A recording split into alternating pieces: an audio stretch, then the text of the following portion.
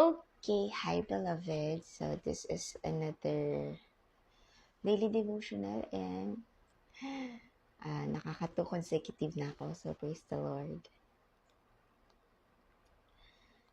And so the verse for today is Psalm chapter 27 verse 4. Here it says, Psalm 27 verse 4. Psalm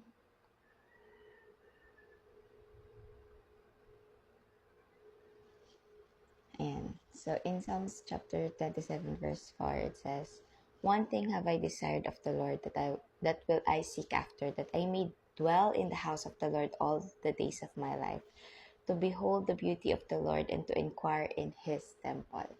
So ayan, si David nagsabi nito. This is a Psalm of David.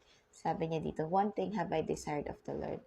So yung one thing, his one thing, is really to be with the Lord, 'di ba? And he did not just desire it, but he seek it. So, paano ba pag, yun, first and foremost, 'di ba dito, it is written, "One thing have I desired of the Lord." So, yun yung word na desire. Desire is really wanting something talagang with all your strength, ganon. So, but he did not just stop with the desire. Next, he said, diba, that I will seek after. So, let's talk about seek. Diba? Sabi nga dun sa in the New Testament, diba, it is written that, "Seek and you shall find. Ask and it shall be given unto you. Knock and it shall be opened unto you." So, seek is a very, it has a deep meaning. Kasi, paano ba pag seek? Seek is going after something with all your mind, with all your strength, with all your heart. And talagang yun yung sobrang perseverance to get that something. Yan. And David said this, that will I seek after. So, yung desire niya, it has action in it. 'Di ba? Na talagang he is after God's own heart. So, 'di ba si David, let's talk about David. David is the man after God's own heart. And yung maganda kay David is that he wants what the Lord wants, 'di ba? Because he wants the Lord. He wants to be with the Lord. And talagang he is after God's own heart because he just want to be with the Lord, eh. And the Lord is his treasure. The Lord is his, is everything. 'Di ba? And yun, beloved, when we see the Lord as our great reward.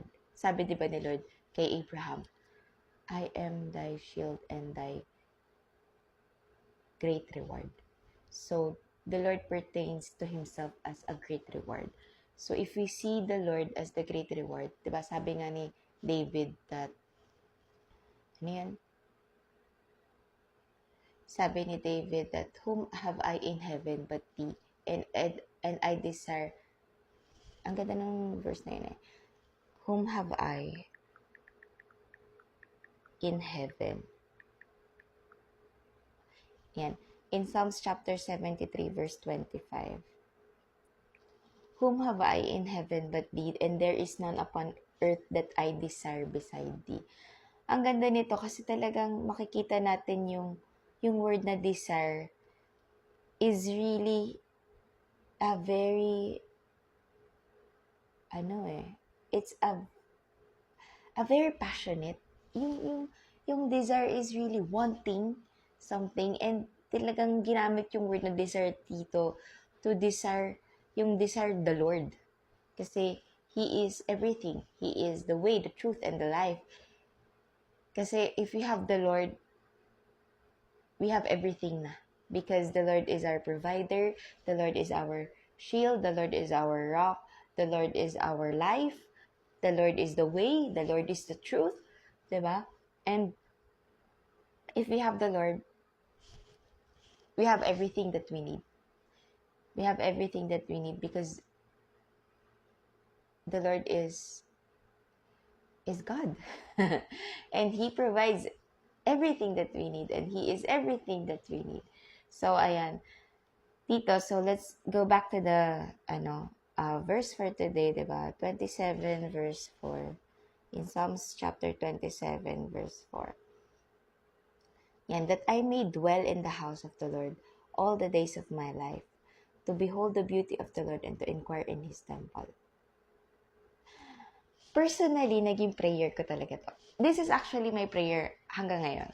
This is my desire until now. To really be with the Lord, to just dwell in His house forever. Diba? In Psalms 23, diba? Surely goodness and mercy shall follow me all the days of my life, and I will dwell in the house of the Lord forever. This is personally my desire. And I really like this verse kasi yung dwelling in the house of the Lord forever, it means that, diba, as beloved of God, we should want the Lord because of who He is, diba? Not just because of what He can give us, but because of who He is. He is the way, the truth, and the life, diba? He is the Son of God. He is our husband because we are the bride of Christ, diba? As a church of the Lord, we are the bride of Christ, and just being with the Lord is such a great reward na. The Lord is our great reward. So, beloved, may this encourage you to really desire the Lord, to just enjoy the Lord, to be with it, enjoy to be with the Lord, enjoy the Lord's presence. Sabi nga ni Apostle Paul, rejoice always in the Lord. And I say rejoice. Talaga nandun lagi si Lord when we rejoice because He gives us the joy. Diba? The joy of the Lord is our strength, and we are strengthened when we rejoice in the Lord. Ayan. So, sabi dito, diba? To behold the beauty of the Lord. Beloved, let this be an encouragement. The Lord is our shepherd. Diba? The Lord is the King of Kings and the Lord of Lords. He is our life. And dito, this is a reminder that the Lord is beautiful. We can just look at Him forever and just be at awe and just worship the Lord forever because He is so beautiful and He is so holy and He is so perfect. Diba? Yun yung sabi nga sa Bible, looking unto Jesus, the author and the finisher of our faith. Looking unto Jesus.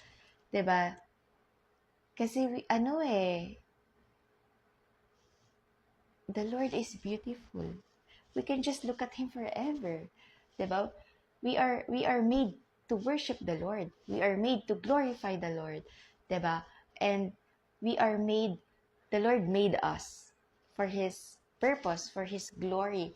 And yun, may we glorify Lord Jesus always and worship Lord Jesus always because of who He is. Diba? He is the Son of God. He is God. He is life. He is the truth. He is the way. He is our Savior. He died on the cross for our sins. He is worthy of all praise and worship and glory that we could give Him.